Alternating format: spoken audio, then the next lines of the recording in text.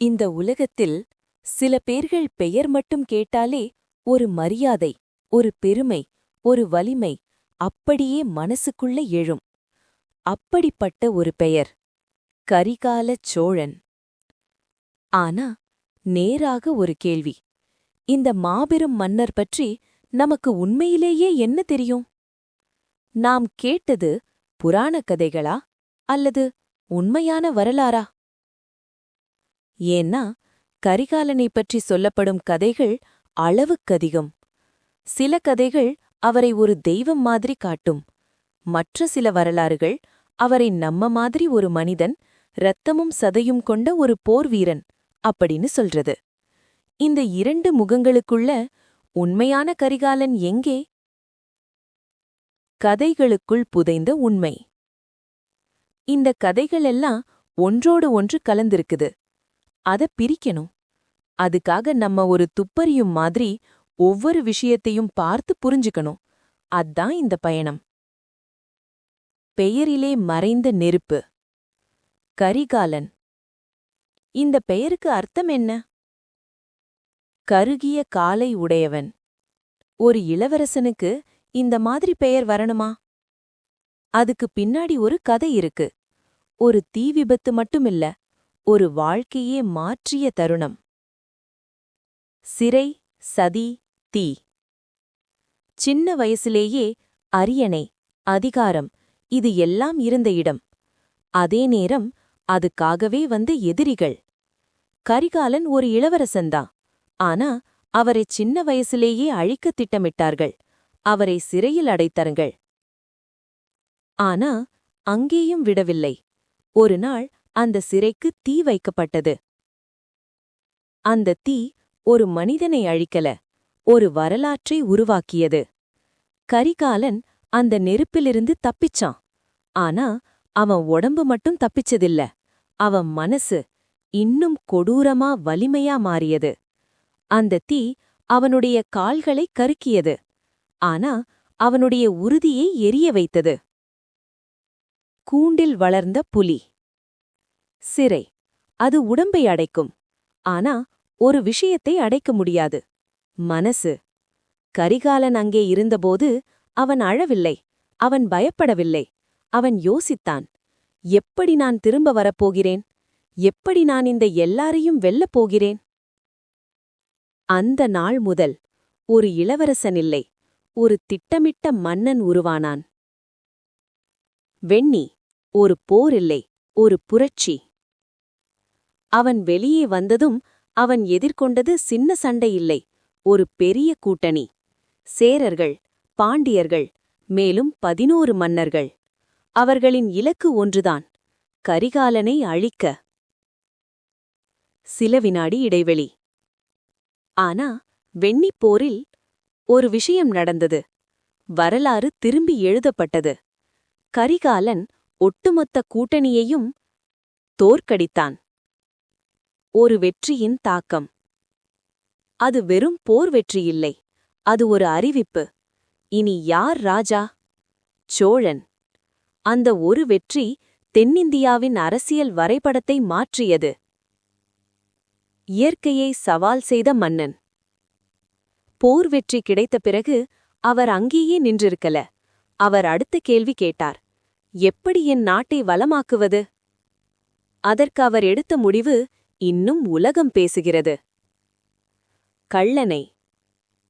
காலத்தை வென்ற சான்று. கள்ளனை. 2000 வருடங்களுக்கு முன்பு எந்த மெஷின் இல்லை, எந்த அட்வான்ஸ்ட் டெக்னாலஜி இல்லை. ஆனா ஒரு மனிதன் ஒரு நதி போக்கையே மாற்றினான். எளிமையானது, ஆனா அற்புதமானது.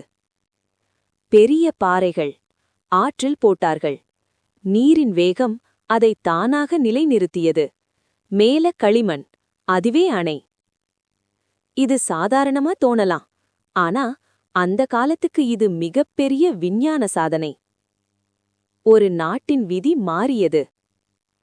முன்பு காவிரி, வெள்ளம், அழிவு. பிறகு காவிரி, பயிர், செழிப்பு. வறண்ட நிலம் நெல் வயலாக மாறியது. சோழ நாடு, அரிசிக் கிண்ணம். கரிகாலன் ஒரு மனிதனா?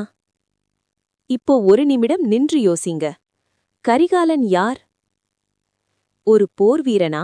ஒரு பொறியாளரா? ஒரு அரசனா? இல்ல, அவர் ஒரு விஷயம், ஒரு விஷன். தொலைநோக்கு பார்வை. அவர் போராடினார், ஆனா வெறும் வெற்றிக்காக இல்லை. அவர் கட்டினார், ஆனா வெறும் கட்டிடத்துக்காக இல்லை. அவர் ஆட்சி செய்தார், ஆனா வெறும் அதிகாரத்துக்காக இல்லை. அவர் ஒரு எதிர்காலத்தை உருவாக்கினார்.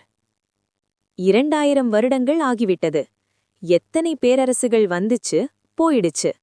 ஆனா கரிகாலன் இன்னும் இருக்கிறார். எங்கே? அவர் பெயரில், அவர் கட்டிய அணையில், அவர் உருவாக்கிய நிலத்தில். கடைசி உண்மை. கரிகாலன் கதை ஒரு மன்னனின் கதை மட்டுமில்ல, அது ஒரு உண்மை. ஒரு மனிதன் எவ்வளவு மோசமான நிலையில் இருந்தாலும் அவன் மனசு வலிமையாயிருந்தா ஒரு காலத்தையே மாற்ற முடியும். இப்போ கேள்வி, கரிகாலன் யார்? ஒரு வரலாற்று நபரா அல்லது ஒரு தலைமுறையை மாற்றிய சக்தியா? அந்த பதில் இன்னும் நம் வரலாற்றில் முழங்கிக் கொண்டே இருக்கிறது. அந்த பதில் இன்னும் நம் வரலாற்றில் முழங்கிக் கொண்டே இருக்கிறது. வரலாறு முடிவதில்லை. ஒரு விஷயம் நம்ம எப்பவாவது கவனிச்சிருக்கோமா? சில மனிதர்கள் அவர்கள் வாழ்ந்த காலத்தோட முடிஞ்சு போயிடுறாங்க. ஆனா சிலர் மட்டும் அவர்கள் காலத்தை கடந்து வரலாறாக மாறிடுறாங்க. கரிகாலன் அந்த இரண்டாவது வகை. ஒரு மனிதன் என்ன செய்ய முடியும்? அவன் ஒரு போர்ல ஜெயிக்கலாம், ஒரு நகரம் கட்டலாம். ஆனா ஒரு தலைமுறையை மாற்ற முடியுமா? கரிகாலன் அதை செய்தார். அவர் கட்டிய கல்லணை ஒரு கட்டிடம் மட்டுமில்ல, அது ஒரு சிந்தனை.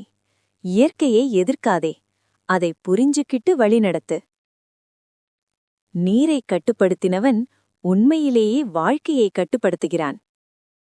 காவிரி சோழ நாட்டின் உயிர். அதை புரிஞ்சு அதை வழிநடத்தினான் கரிகாலன். அதனால்தான் அவர் வெறும் மன்னன் இல்லை, ஒரு பார்வையாளர். புலி இன்னும் வாழ்கிறது. சோழர் சின்னம் என்ன? புலி. ஆனா அது வெறும் ஒரு சின்னம் இல்ல, ஒரு மனநிலை, ஒரு தைரியம், ஒரு தாக்கம். இன்று கூட சோழன் என்ற வார்த்தை கேட்டால் ஒரு பெருமை வரும். அதற்கு காரணம் கரிகாலன் மாதிரி மனிதர்கள். தீ இன்னும் அணையவில்லை. ஒரு காலத்தில் அவரை அழிக்க தீ வைத்தார்கள். ஆனா அந்த தீ ஒரு மனிதனை அழிக்கல, ஒரு வரலாற்றை உருவாக்கியது. இன்று அந்த தீ அவருடைய கதையில், அவருடைய சாதனையில் இன்னும் எரிந்து கொண்டே இருக்கிறது. இன்றைய மனிதனுக்கு ஒரு கேள்வி. இப்போ இந்த கதையை கேட்கும் நமக்கு ஒரு கேள்வி. நாம் என்ன கற்றுக்கொள்கிறோம்? சிறையிலிருந்தாலும், தோல்வியிலிருந்தாலும், வலி இருந்தாலும் நாம் எழுந்து நிற்க முடியுமா? உண்மையான மரபு. ஒரு மன்னன் விட்டுச் செல்லும் மரபு என்ன? அரியணையா? செல்வமா? இல்ல, அவன் சிந்தனை, அவன் உருவாக்கிய மாற்றம்.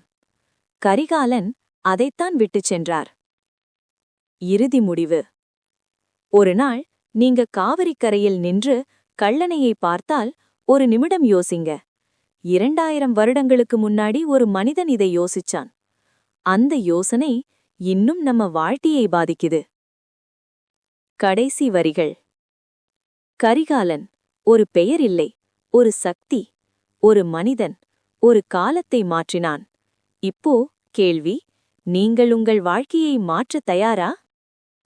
அந்த பதில் உங்களுக்குள்ளேதான் இருக்கிறது. அந்த பதில் உங்களுக்குள்ளேதான் இருக்கிறது.